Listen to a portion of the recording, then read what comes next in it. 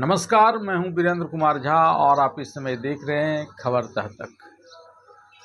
4 राज्य और 1 केंद्र शासित प्रदेशों में हो रही विधानसभा के चुनाव समाप्त हो गए और अब वहां लगभग ज़्यादातर राज्यों में मुख्यमंत्री बन चुके हैं और जहां बचे हुए हैं वहां भी 1-2 दिन में बन जाएंगे। लेकिन चुनाव की समाप्ति के साथ ही पीएम मोदी का वह मैजिक भी समाप्त हो गया, जिसके कारण अब तक पेट्रोल, डीजल आदि के दाम में कोई बड़ी वृद्धि नहीं की गई थी। एलपीजी के दाम को भी स्थिर रखा गया था।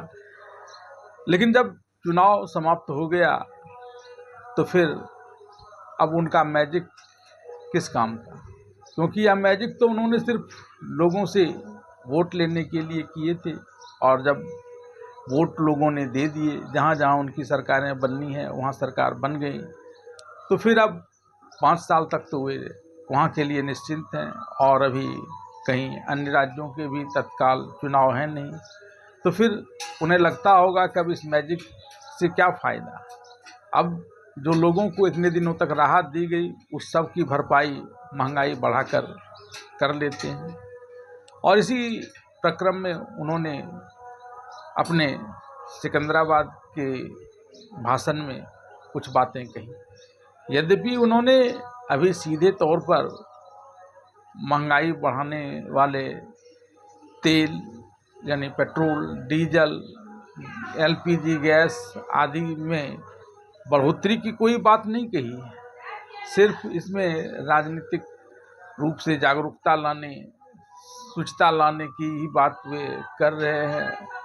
लेकिन आप में से ज़्यादातर लोग इस बात को जानते हैं कि इशारों ही इशारों में इस प्रकार की बातें करते करते प्रधानमंत्री जब उस पर अमल करना प्रारंभ कर देते हैं तो लोगों को कितनी परेशानी होती है।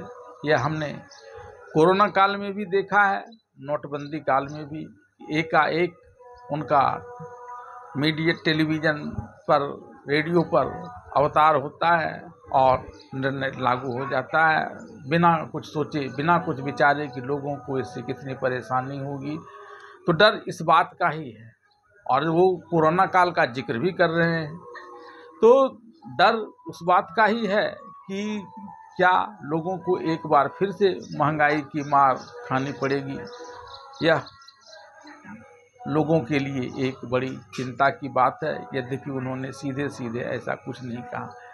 पहले यह जानते हैं कि उन्होंने अपने भाषण में कहा क्या और उसके बाद उससे उठने वाले प्रश्नों पर विचार करेंगे और उसमें उनकी भूमिका को लेकर भी बातें की जाएगी।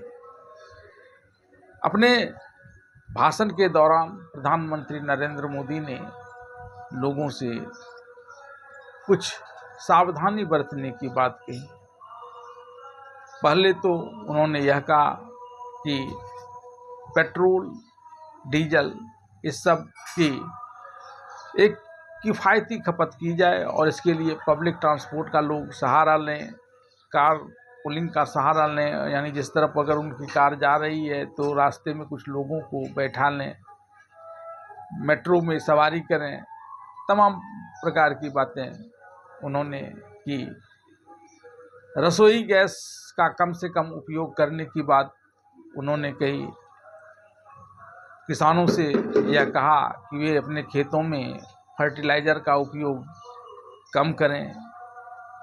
लोगों से 1 साल तक सोना नहीं खरीदने का आग्रह किया और लोगों के सैर सपाटे के लिए विदेश यात्रा पर भी अभी 1 साल के लिए कम से कम विराम लगाने की बात कही और work from home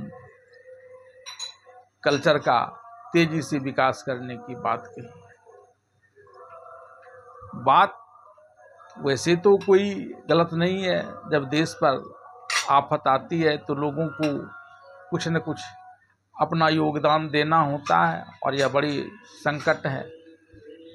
America, Iran और इजराइल इसकी हठधर्मिता भारत ही नहीं पूरे विश्व के लोगों को परेशानी में डाल रहा है। अंतर्राष्ट्रीय बाजार में तेल की कीमतें बढ़ती चली जा रही हैं और उसके दुष्परिणाम अन्य देशों को भी झेलना पड़ रहा है।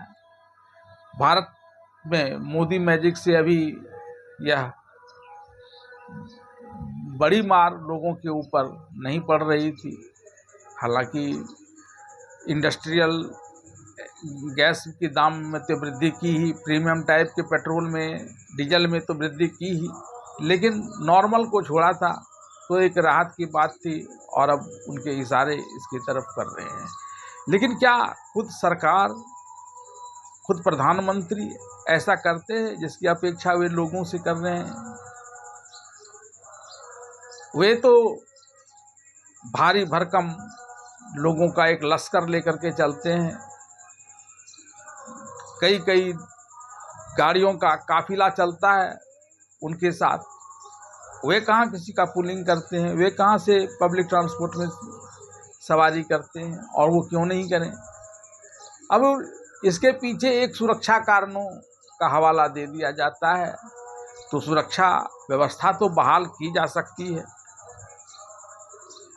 और ऐसा न कर पाना या उन लोगों की हेठी दिखाई पड़ती है इस मामले में। और तो और वे बड़ी बड़ी रैलियां आयोजित कर रहे हैं, सभाएं कर रहे हैं, लोगों को दूर दूर से गाड़ियों में बिठाकर लाया जाता है, तो क्या इस पे पेट्रोल और डीजल खपत नहीं होती है?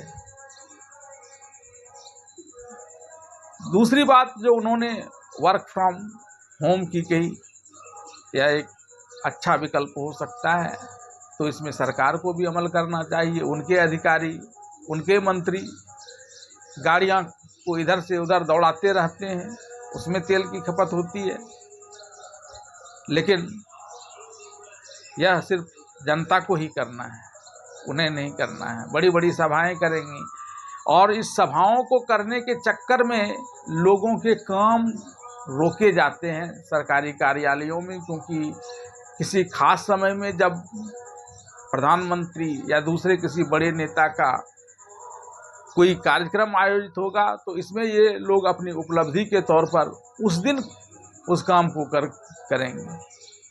यह दोहरी मार पड़ती है लोगों के ऊपर।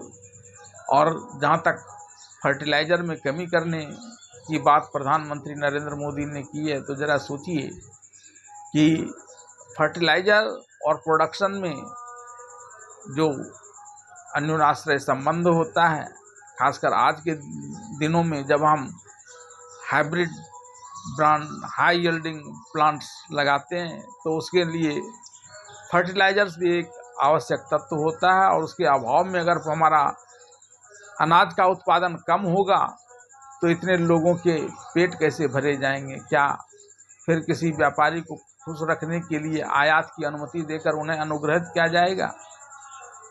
और क्या जो किसानों के अन्न उत्पादन में कमी से उनके आय में कमी आएगी, जो पहले ही कम आय के कारण परेशानी में घिरे रहते हैं, तो उनकी परेशानी कितनी बढ़ जाएगी? क्या प्रधानमंत्री को इस बात का ध्यान है और इसके लिए कोई योजना उनके पास है?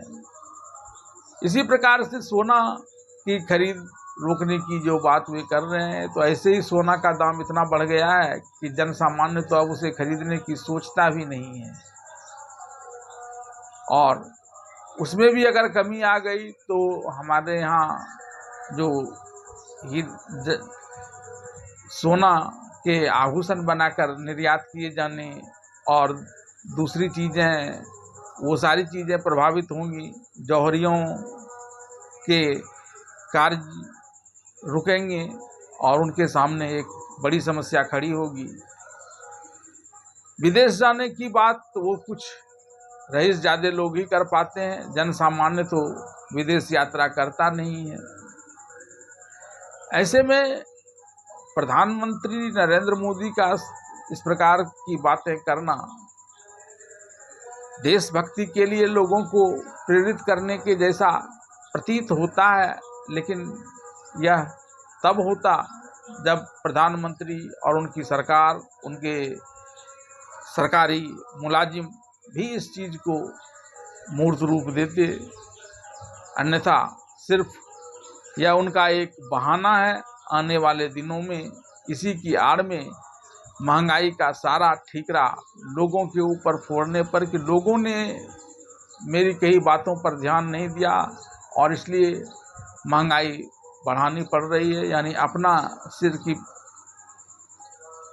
से सारा बोझ हटाकर जनता के बोझ पर डाल देंगे, ताकि आने वाले दिनों में जब कोई चुनाव होगा तो फिर इस महंगाई को लेकर वे तरह तरह की बातें कहेंगे, बहाने बनाएंगे और लोगों को भरमाकर फिर वोट लेकर चुनाव जीतने का प्रयास करेंगे। लेकिन जनता है, सब जानती है, उन्हें ज़रूरत है सहूलियत की, न कि लंबे चौड़े भाषणों की।